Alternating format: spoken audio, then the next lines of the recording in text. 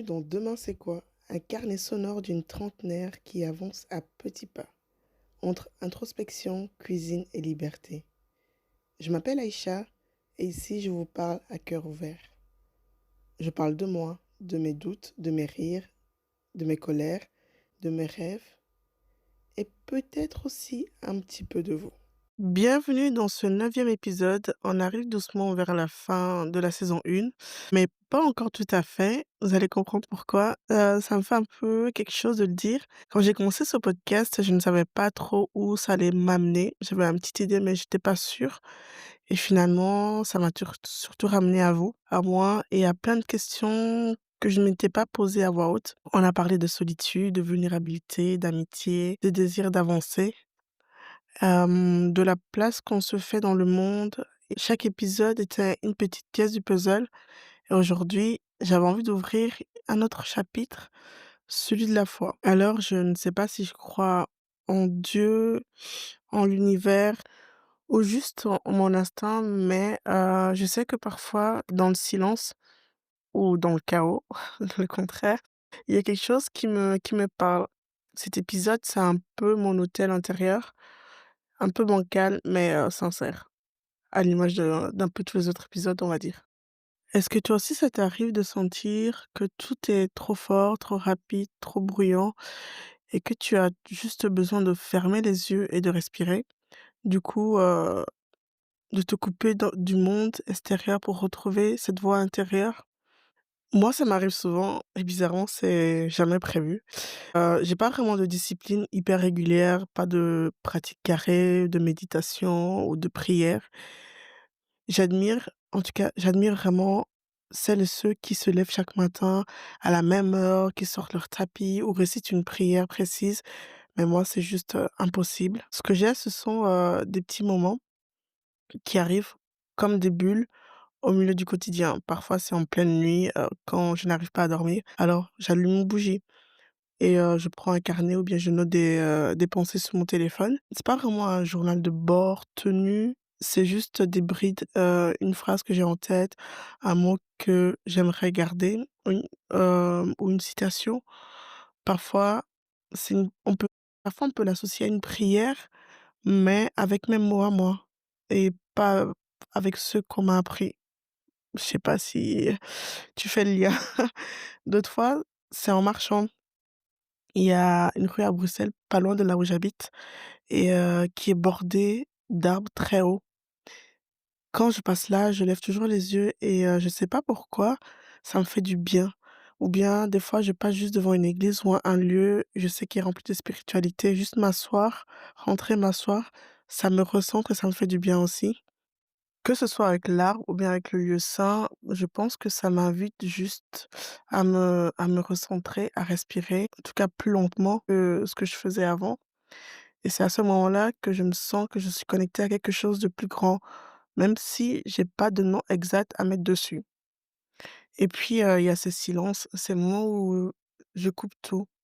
Je mets pas de musique, j'ai pas de podcast dans les oreilles, même pas le mien. Pas de notification, juste moi. Et au début, c'est un petit peu inconfortable.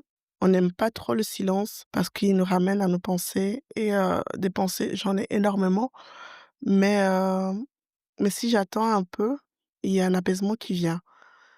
C'est aussi comme baisser le volume d'une radio trop forte pour entendre une petite mélodie discrète derrière.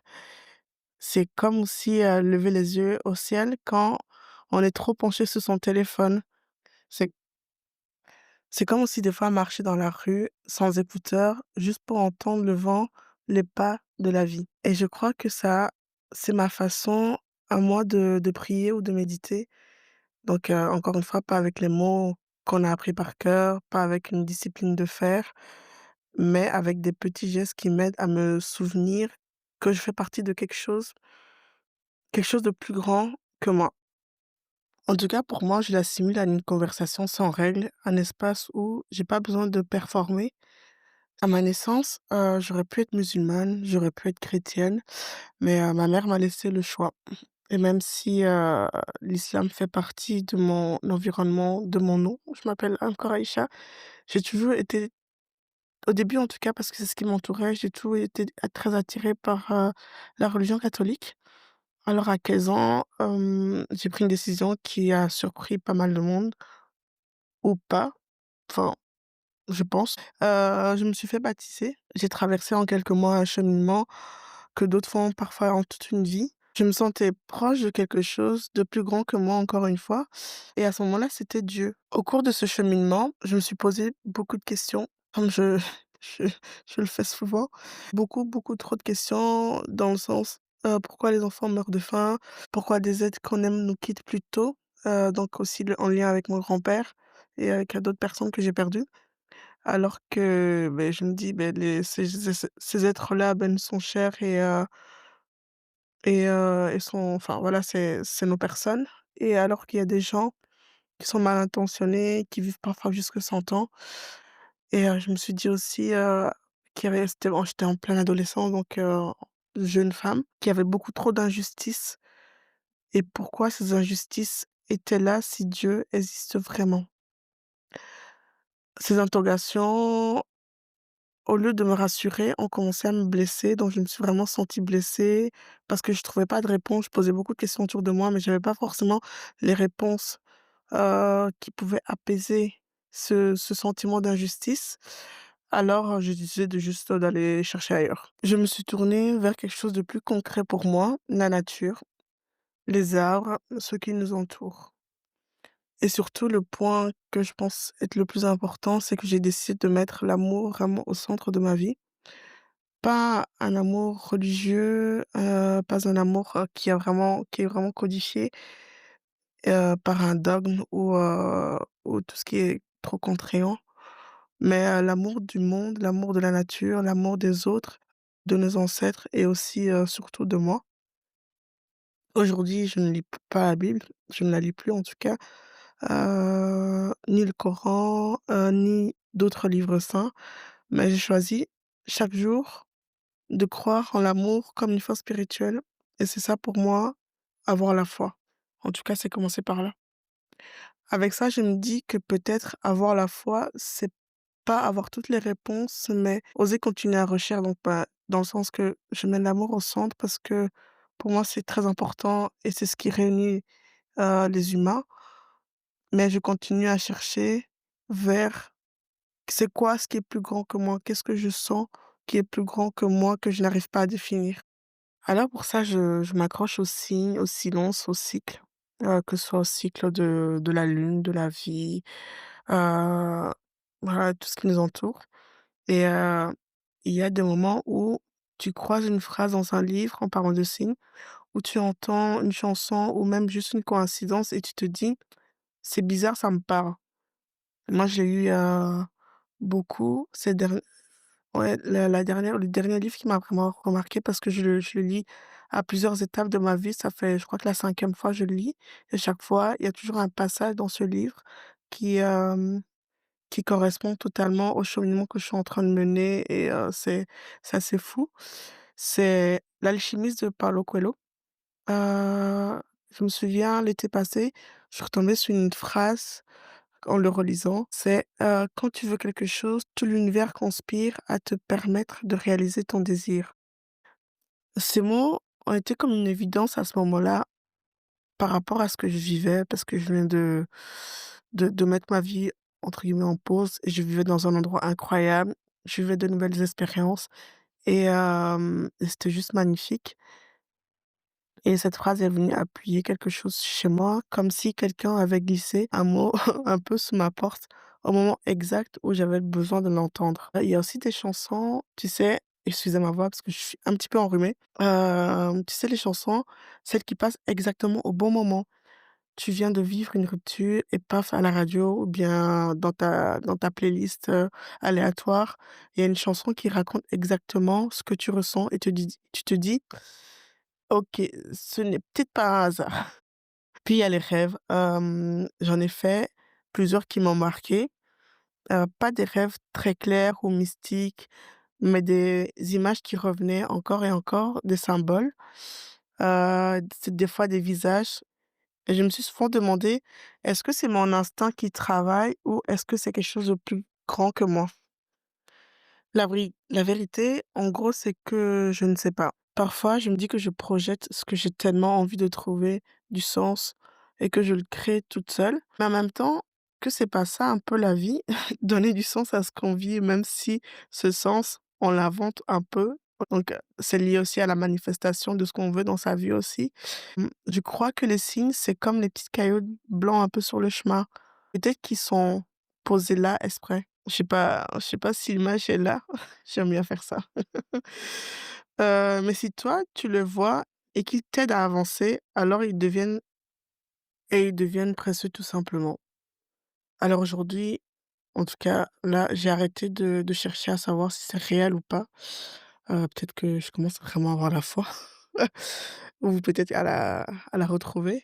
Parce que je me dis que ça a pas vraiment d'importance. Ce qui compte, c'est que parfois une phrase, un rêve ou une chanson, tombe pile au moment où tu en as vraiment besoin et que ça me pousse à continuer. Et en disant ça me fait penser aussi à cette autre phrase de la chimiste, c'est: «Écoute ton cœur, il connaît toutes choses car il vient de l'âme du monde». Je trouve ça tellement magnifique que peut-être que les signes, finalement, c'est juste une manière pour notre cœur de nous parler, parce qu'on est connecté à l'âme du monde, parce qu'on fait partie du monde. Et si aujourd'hui, je me permets de vous parler de foi, hem, ce n'est pas seulement la foi en Dieu, en l'univers ou en moi-même, c'est aussi une foi très concrète, la foi dans le fait de se retrouver en vrai. Comme, je l'ai dit dans le précédent épisode, le 8 novembre à Bruxelles, j'ai envie de créer une parenthèse, une après-midi en pyjama entre nous pour une vingtaine de femmes. Vraiment rien de compliqué de guinder, j'ai juste un brunch gourmand fait par moi-même, des conversations profondes, ou complètement légères, des rires qui font du bien, un moment qui fait du bien et puis aussi il y aura un atelier corporel pour se reconnecter à soi. À travers le corps. Hem, donc c'est vraiment un moment suspendu, loin du bruit quotidien. J'ai choisi de l'appeler «Demain entre nous» parce qu'on m'a déjà posé la question et je trouvais que c'est un bon moyen de répondre aussi, ici. Parce que c'est exactement ça, l'esprit du podcast. On se demande demain, en tout cas je me suis demandé demain c'est quoi? Heu, mais le demain c'est quoi? C'est on le fait ensemble. On se met entre nous, sans masque, sans pression. On se parle vrai, on rit fort et on rêve aussi. Pour moi, c'est un demain qui n'est pas tout seul dans le coin de notre tête, de ma tête, de la vôtre, mais un demain qui se construit à plusieurs. Donc ici aussi, j'aimerais dire que je sais que parfois ça peut faire peur et certaines se disent, «Si je ne connais personne, est-ce que je vais me sentir à ma place?» Alors j'ai envie de te dire clairement, tu peux venir seule. Beaucoup viendront, je pense, toutes seules et je ferai tout, vraiment tout pour que tu te sentes accueillie comme si tu arrivais chez une amie.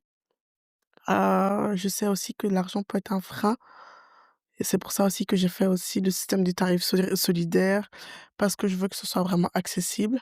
Hem Et surtout, je veux que ce soit un espace safe, doux, bienveillant, un endroit où tu peux respirer, déposer un peu ce que tu portes vraiment et sans jugement. J'aimerais que, à la fin de ce moment qu'on partagera ensemble, parce que je sais que tu viendras, j'aimerais que tu repartes avec le cœur un peu plus léger et l'âme un petit peu plus nourrie, avec la sensation d'avoir vécu quelque chose de rare, un moment pour toi, mais pas toute seule, parce que c'est un demain qui se rêve entre nous. Aujourd'hui, ça va être vraiment un épisode assez court, donc j'aimerais conclure pour dire que ma foi est en désordre, elle n'est pas bien rangée dans des dogmes, des certitudes ou des vérités toutes faites en tout cas. Elle doute, elle tâtonne et elle se perd des fois, mais ce désordre, j'ai appris à l'aimer. Parce qu'il me rappelle que je cherche encore et que même dans le chaos, même dans les questions sans réponse, il y a toujours une petite lumière. Parfois, c'est juste une intuition, une phrase, une chanson, un signe. Parfois, c'est juste ce sentiment d'amour plus profond pour les autres, pour la nature, pour la vie et qui me dit: «Continue». Alors oui, ma foi est bancale. Certains me l'ont déjà dit et voilà, ça ne me regarde que moi. Mais j'ai envie de dire qu'elle m'apprend une chose, c'est que même dans le désordre, on peut trouver une direction. J'aimerais, vous dire merci d'avoir été là depuis le début de cette saison, de cette aventure, de ce podcast. Merci pour vos écoutes, vos partages, vos messages, des échos. C'est grâce à vous que ce podcast existe vraiment parce que il vit entre nous, en fait. Le prochain épisode sera un peu spécial. Il se vivra en direct le 8 novembre, lors de l'événement Demain entre nous et puis après ça, je reviendrai avec une saison 2 plus collective, plus vivante encore avec, d'autres voix, d'autres histoires, d'autres vérités. Vous allez voir, j'ai hâte. En attendant, prenez soin de vous, prenez soin de gens qui vous aiment et que vous aimez. Écoutez vos intuitions et gardez un peu de foi, même bancale, même en désordre, parce que parfois c'est dans le désordre que naît le plus beau chemin. Elle était bien celle-là. Et j'aimerais vous dire aussi à la fin que si cet épisode t'a touché, n'hésite pas à le partager autour de toi et à en parler à une amie ou à m'envoyer un petit mot. C'est comme ça que ce podcast continue de grandir grâce à vous, grâce à nous. À demain ou presque. On se retrouve bientôt entre nous.